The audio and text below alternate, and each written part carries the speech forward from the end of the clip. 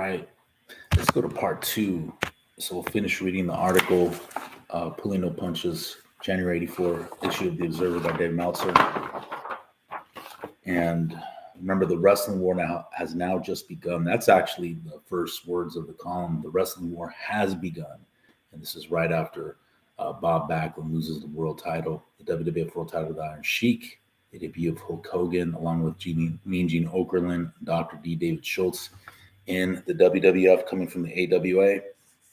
I guess McMahon had just signed Piper right now. So, Meltzer basically says, that this was looked upon by many hardcore fans once cable TV became a factor in pro wrestling, which is, I believe, 1979 with Georgia Championship Wrestling and WTBS going on the cable airwaves, that this was an inevitable thing where it would result in the consolidation of major pro wrestling promotions into a very few select hands, powerful hands. So we left off with him talking about the decline of the NWA over the last 5 years. And with the exception of Dallas and the Mid-Atlantic, what NWA cities can still pack in a big arena. So now he's going to talk about the AWA. Okay. Meltzer says the AWA has never had a more successful season at the gate than this past year. And that's where Hogan was the number one babyface in the AWA in 82 and 83. And 83 was a big year for them. They had, I believe, 28,000 fans. I think probably like 19,000 at the actual St. Paul Civic Center. And the rest of that was at the Roy Wilkins Auditorium for Super Sunday, where Hogan, they did the finish, kind of the dusty finish thing.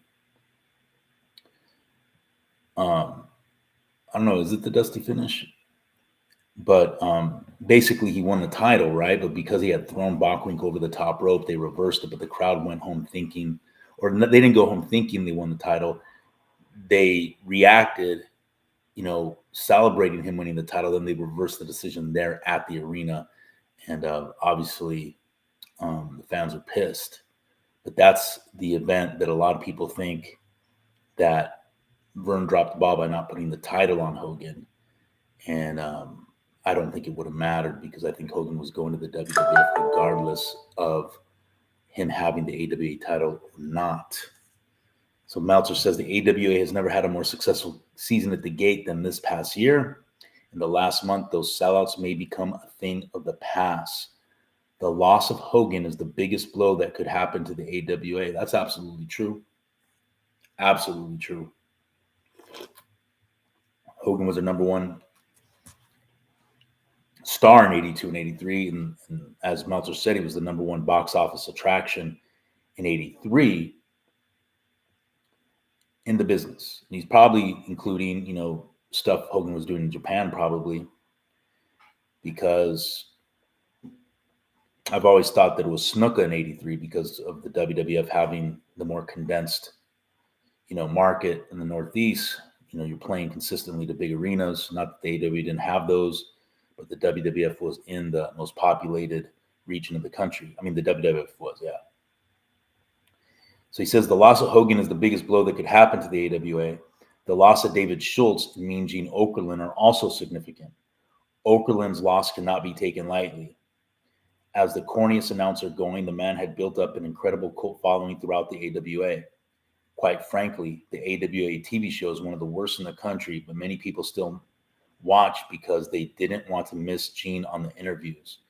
Yeah, Mean Gene Okerlund, and anybody who was a WWF fan in the 80s knows that Mean Gene Okerlund was a huge part of the WWF. His interviews with wrestlers hyping up the upcoming local house shows are classic. I mean, Mean Gene Okerlund's timing was superb. The guy was great at what he did in those interviews. So he was a huge part of the WWF in the 80s. And when you watch him in the AWA, same thing with the AWA, right? Great on those interviews that were hyping up the local house shows. And he was, I actually thought Gene was fun on commentary too. and they'd have him in commentary.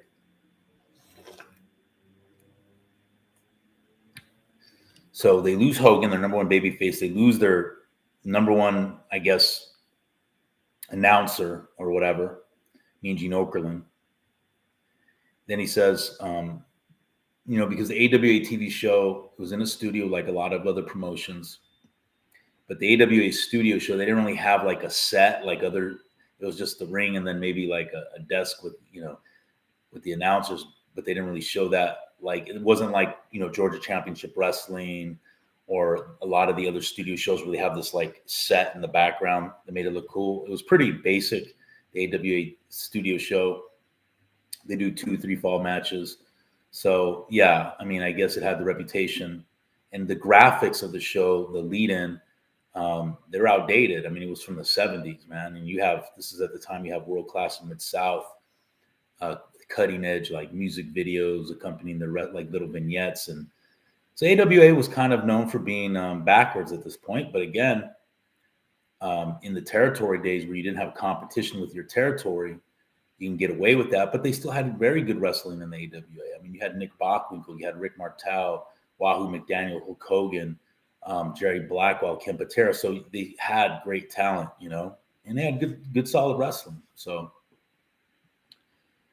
he says that the AWA may be strong enough to weather this tornado of events, but what about when McMahon comes back against them with his array of superstars, Hogan, Slaughter, Adonis, Santana, Schultz, and other well-known favorites to local fans, and with Gene doing his promotion?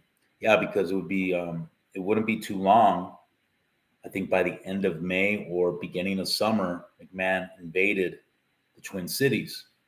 Would hold matches at the Met Center in Bloomington, Minnesota. And I believe, I don't know if it was the first card, but one of his first cards, he highlighted Hulk Hogan and David Schultz, And then another famous card in the Twin Cities in '84 was Hogan training with Mean Gene Okerlund in a tag match against George the Animal Steele and Mr. Fuji.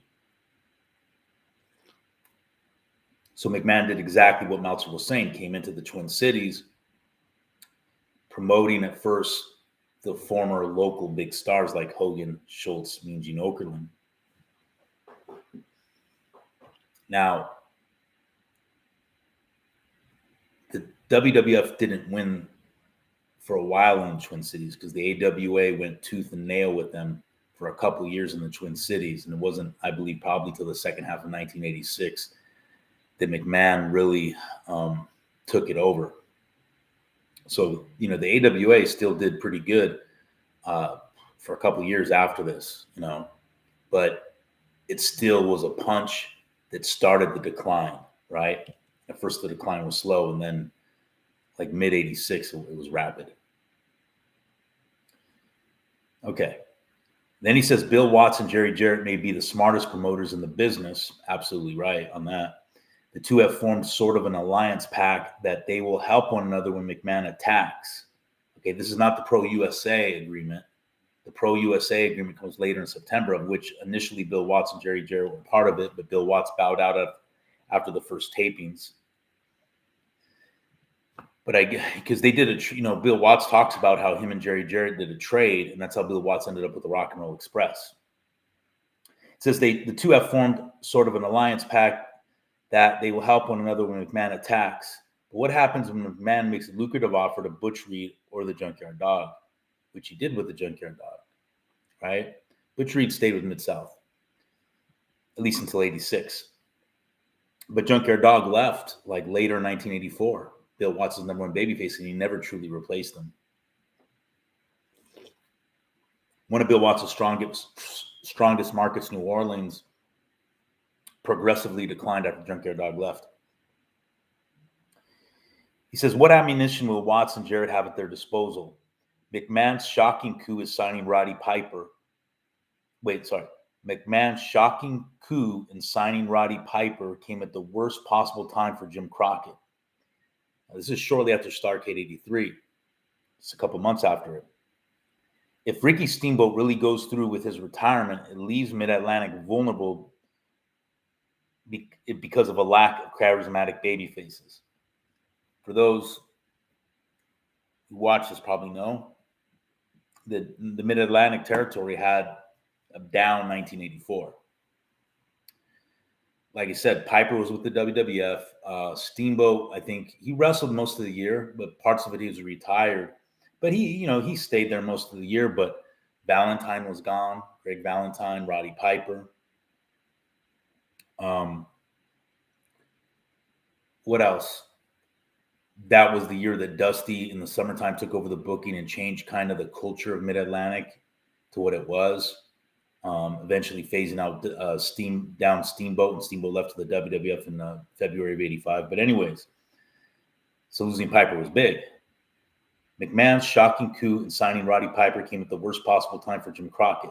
If Ricky Steamboat really goes through with his retirement, it leaves Mid-Atlantic vulnerable because of a lack of charismatic baby faces. The only one left, Jimmy Valiant, can't wrestle, and those type of things usually catch up to a promoter because in the long run, the spectators get tired of paying for shows devoid of action. Yep.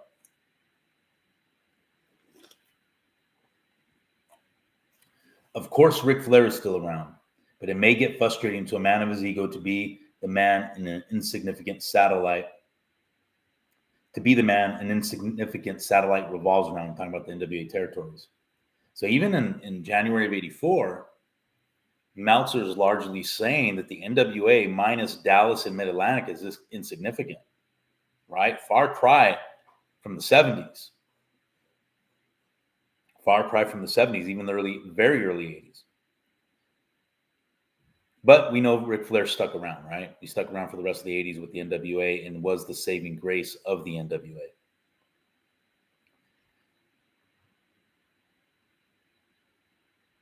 With the area lacking in folk heroes, wham, here comes McMahon fully armed with Hogan, with Slaughter, and with Piper. Now, the Mid-Atlantic territory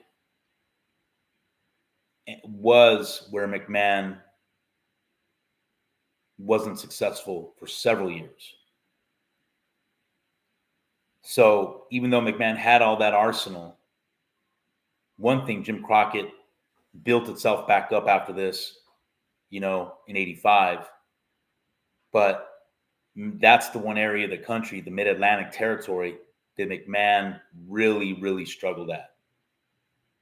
So, because I think it was a totally different style of wrestling. The Mid-Atlantic style was as different from the WWF as any two wrestling promotions could be.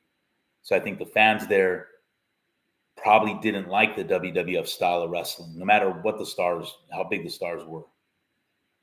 Right? They were used to Mid-Atlantic, and Mid-Atlantic was known for really good work rate, right?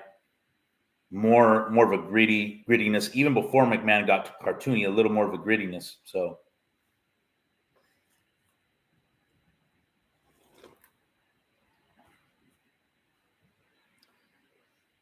he says, I fully expect Hogan to wind up with the WWF belt. Yep, that would happen just maybe a couple of weeks after this, 2-3 weeks. The average fan seeing Hogan as champion will perceive him as the real champion, even a superior wrestler like Flair, because he has neither the size or the physique, nor as great an aura of invincibility surrounding him, would be able to draw as champion against Hogan. See, Flair, as great as he was, night in, night out, pretty much would work every night of the year. Incredible worker. Made any wrestler he worked with look good. Had a great gimmick, charisma out the ears. For one event, he couldn't draw nearly what Hogan could. I mean, if you look at not only WrestleMania 3, but you look at the big event in Toronto. So Hogan had that, he was that all-encompassing babyface, a superhero babyface. And Flair, day in and day out, was a better champion in terms of the matches he put on, the consistent drawing ability. But Hogan had had more of an impact, more quality than quantity than Flair when it came to drawing and impact, right? Because I don't think, from what I understand, what I heard, Hogan wasn't wrestling. He wrestled, obviously a hectic schedule, but from what I understand, it wasn't as hectic as Flair's.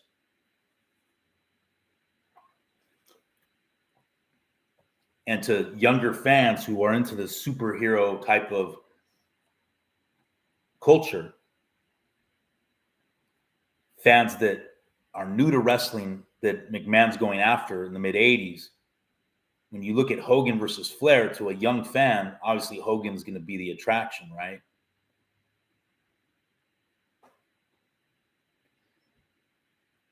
Once McMahon has the stars and what fans perceive to be the real champion, plus exposure, which he's made great strides in obtaining during the past year, then few can stand up against him.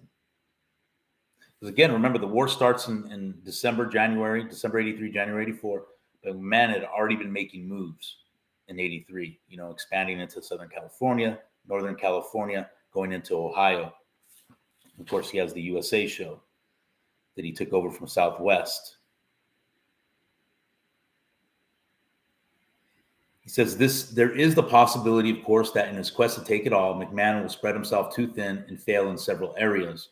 And I think that's what a lot of the territorial promoters were banking on.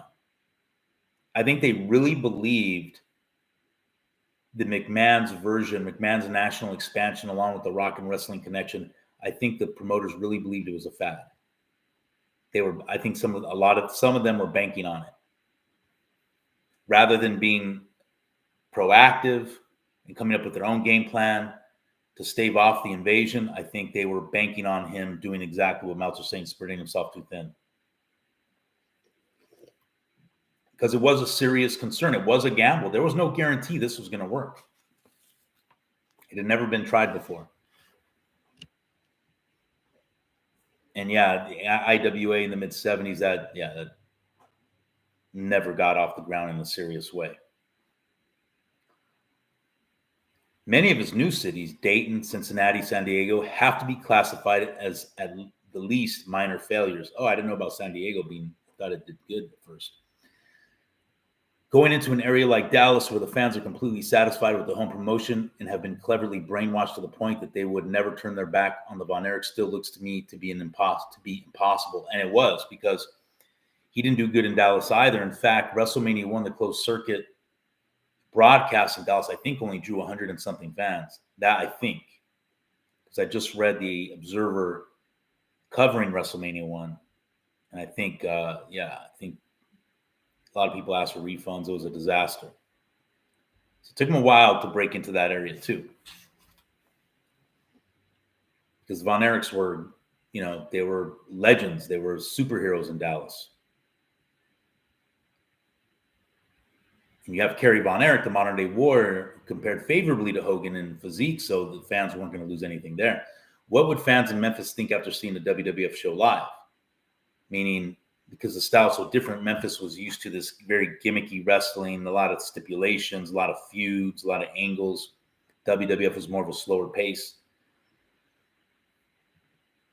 Angles, not as many, and would take longer to develop. The new cities the WWF has expanded to this past year have been cities that were virtually theirs for the taking, like Detroit, LA, San Diego. They weren't competing with a popular home promotion. I know that most fans who have a real love for wrestling have dreaded this inevitable attack for a long time. So it's interesting. That caught my attention, that statement, because I was always under the impression that the wrestling fan, this all came out of nowhere for them. Because remember, it's a closed business. Kayfabe was super strong at this time. So I didn't think anybody had access to what was going on behind the scenes leading up to then the visible signs of war. Hogan, Schultz, and Okerlund coming over to the WWF from the AWA. Hogan getting the title, then McMahon going to the different markets, taking over St. Louis and going into the, eventually Toronto and Georgia that year. But apparently there were fans, largely people that Meltzer knew, hardcore wrestling fans, that dreaded this inevitable attack for a long time. Why did they dread it? Because they knew that pro wrestling as they knew it would cease to exist. Because once someone tried to go national, and if they had success, that was going to be the end of the territorial system, which wrestling fans, hardcore fans knew that for wrestling to survive and thrive, it needed the territorial system. The territorial system allowed wrestlers to keep their character fresh. Got stale in one area, say Mid-Atlantic, you go to Georgia. Got stale in Georgia, you go to Florida. Got stale in Florida, you go to WWF. Likewise, AWA, Pacific Northwest, World Class, Houston, Southwest, Central States, whatever it is. Canada, Calgary, Montreal.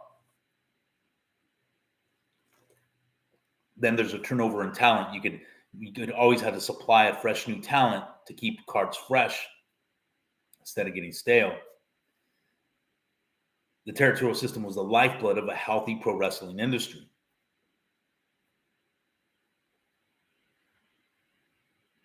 So this caught he said that I know that most fans have a real love for wrestling, have dreaded this inevitable attack for a long time. How prophetic. Because that's exactly what the national expansion of the WWF did. It destroyed the territorial system.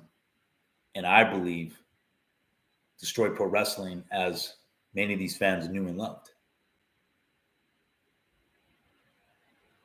Now, the mid-'80s were fun, right? Even the late 80s were good memories, but let's be honest, by 1990, the pro wrestling industry as a whole, I'm not talking about McMahon and pay-per-view numbers, because like he said, wrestling consolidated into the hands of a very few select powerful hands. So for McMahon, it was good. And then by 1990, Turner owns the NWA, which is.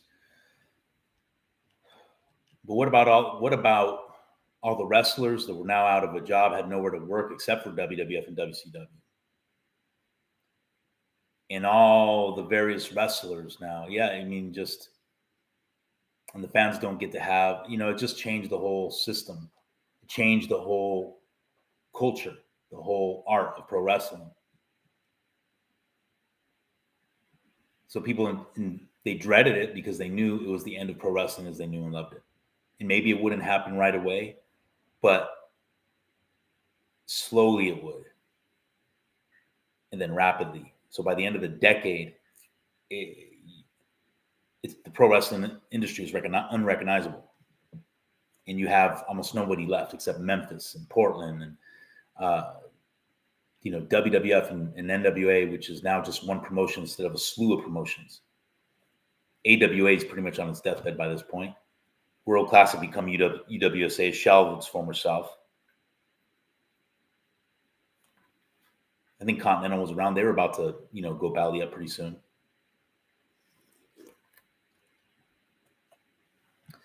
And he says that I don't really know what the final result will be. The actions of the past month, however, leave me with a very pessimistic view. Again, remember, this is at the very, very start of the wrestling war. And it just is an ominous statement. The actions of the past month, however, leave me with a very pessimistic view about the final result of pro wrestling. And the final result was the destruction of the territories. Largely the change of the art of pro wrestling into like a cartoon, where pro wrestling was once very gritty, compelling feuds and great matches. You still nothing that left altogether. The NWA in 1989 still had a lot of good stuff, but overall, the business was colored by the WWF's cartoonery. It was almost unwatchable, WWF. If you were a hardcore wrestling fan, if you were a pro wrestling fan that appreciated angles and work rate and the WWF by 1989, there was good stuff to look into, but it was unwatchable almost if you're a serious wrestling fan. What else did you have left? Mid-South was gone. World Class was gone. It morphed into the USWA, and AWA was on its deathbed. Florida was gone. Central States gone. Well, they were not that big of a deal anyways, but still. He had Portland, who was doing okay at this time, but the talent pool of pro wrestlers totally shrunk by this point. A lot of the wrestlers that were in WWF and WCW or NWA they had already lived out their lifespan, and we'd seen them. They had been exposed on national TV so much they pretty much were just stale. So, anyways, thought that was great. The next one I think I'll probably read is Meltzer's kind of coverage of WrestleMania 1, and I think it's very interesting, very ominous too, very prophetic as well, which is about a year and 4 months after this, and he says some things that are very prophetic as well in there. All right, guys, bye.